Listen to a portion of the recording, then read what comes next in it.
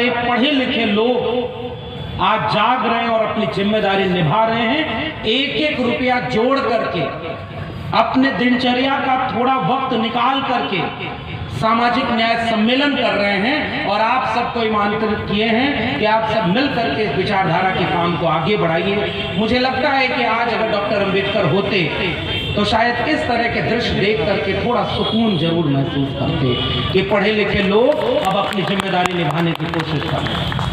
वरना जिसको नौकरी मिल गई वो पहला काम करता है शहर में अच्छा घर, अच्छी गाड़ी, 2-4 बीघा जमीन यहाँ वहाँ गांव में, और वो अपने लोगों से दूरी बना लेता है क्योंकि उसके बच्चे फिर दूसरे घरों में जो बहुत ताकतवर लोग हैं उनके बच्चों के साथ पढ़ाई करें। लेकिन जो आपके समाज में पीछे छूट गया, हम गांव नहीं जाते, उनके बारे में नहीं सोचते।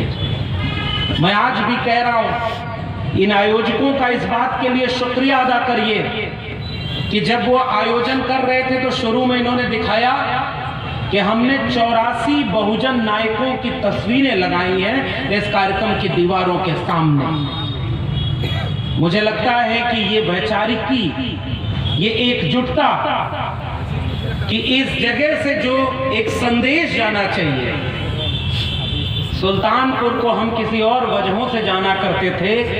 मुझे खुशी है कि जब पहली बार आए तो वो वजहें कहीं किनारे पड़ी हैं और बहुजनों की ताकत चौराहे पर खड़ी होकर के अपनी बुलंदी से अपनी बात कह रही है। ये बदलाव है तो संविधान के नाते।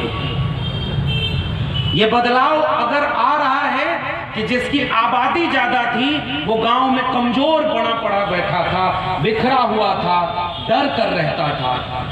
ये लोकतंत्र संविधान लागू तो हो गया 75 साल पहले।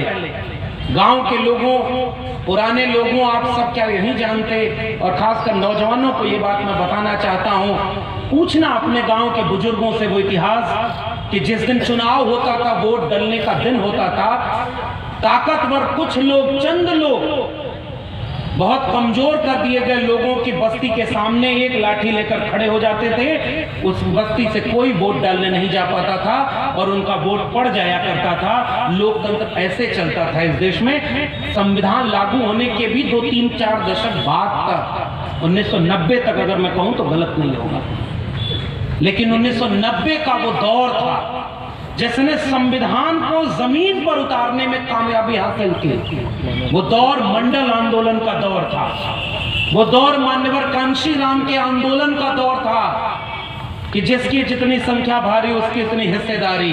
85% लोगों को आत्मविश्वास और चेतना देने का वक्त था कि उन्होंने नारा दिया कि वोट से लेंगे पीएम सीएम और आरक्षण से एसपी डीएम। तब जाकर के 90 के बाद धीरे धीरे समाज में एक चेतना पैदा हुआ। पुराने लोगों क्या बताइए, मैं गलत कह रहा हूं? या एक बस्ती का आदमी लाठी लेकर खड़ा हो जाए तो वोट डाल पाते थे क्या? वोट डालने का अधिकार था संविधान से, फिर भी वोट नहीं डलता था।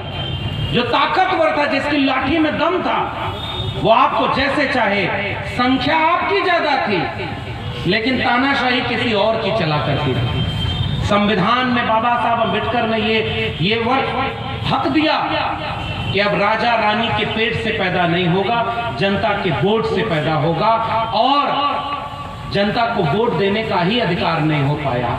विडंबना और विरोधाभास देखिए, 2024 के उत्तर प्रदेश के लोगों, 90 के पहले के भारत को अगर भूल गए हो तो आज का भारत आपको सामने खड़ा है।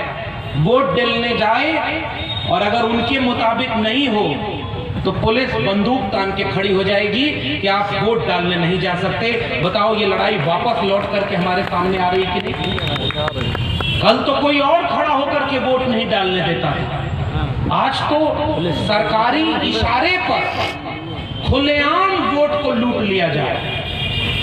मैं एक बात गुजारिश करने आया हूं सुल्तानपुर के लोगों, जो समाज अपनी नोट और अपने वोट की हिफाजत नहीं कर सकता, वो कभी हुक्मरान नहीं बन सकता, उसकी पीढ़ियां गुलाम ही पैदा हो।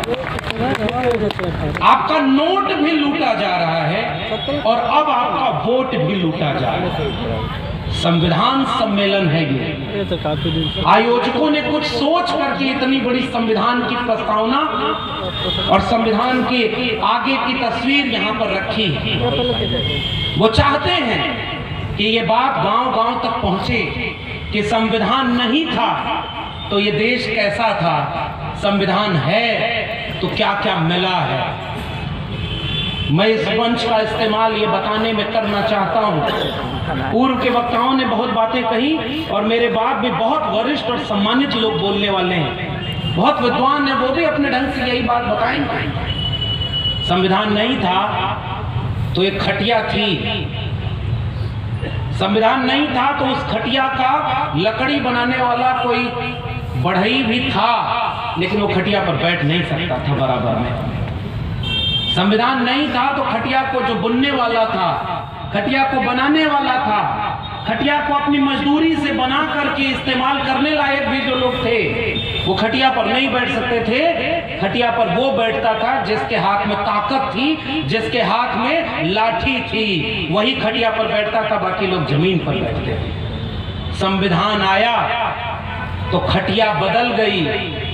संविधान ने तय कर दिया कि अब अगर खटिया होगी तो उस पर सब बैठेंगे और सबको बराबर का हक मिलेगा और कोई जाति के नाम पर, धर्म के नाम पर बड़ा और छोटा नहीं होगा। इसलिए आज अगर ये भारत ऐसा बराबरी का बन रहा है तो उसकी क्रेडिट अगर किसी को जाती है तो भारत के संविधान को जाती है। इसलिए गांव-गांव